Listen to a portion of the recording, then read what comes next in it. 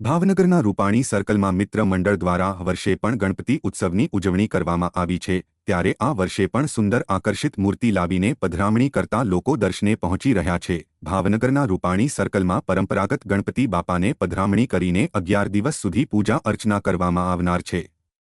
ગણપતિ ઉત્સવ ચાલી રહ્યો હોય ત્યારે મોટી સંખ્યામાં લોકોની ભીડ દર્શન કરવા જોવા મળી રહી છે। ગણપતિ બાપાની એક ઝલક પામવા માટે લોકોની લાંબી કતારો લાગી રહી છે।